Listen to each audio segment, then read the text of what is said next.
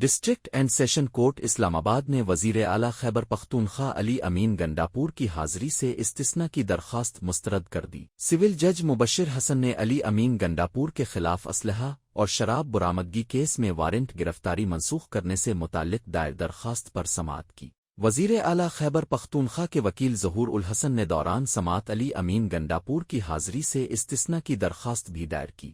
درخواست گزار کے وکیل نے کہا کہ 5 ستمبر کو ایڈیشنل سیشن جج نے بریت کی درخواست پر فیصلہ دینے کا حکم دیا تھا، فیصلے کو مد نظر رکھتے ہوئے بریت کی درخواست پر فیصلہ کیا جائے۔ وکیل نے مزید کہا کہ ملزم کے وارنٹ گرفتاری منسوخ کر کے حاضری سے استثناء کی درخواست منظور کی جائے۔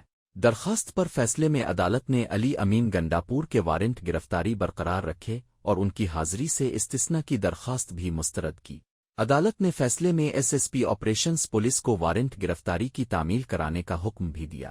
سول جج نے کہا کہ آئندہ سماعت تک تعمیل نہ کرائی گئی تو ایس پی آپریشنز ذاتی حیثیت میں پیش ہوں، ایس پی وارنٹ گرفتاری کی تعمیل نہ ہونے کی وجوہات سے عدالت کو آگاہ کریں گے۔ عدالت نے اسلحہ اور شراب برآمدگی کیس کی سماعت 2 نومبر 2024 تک کے لیے ملتوی کر دی ہے۔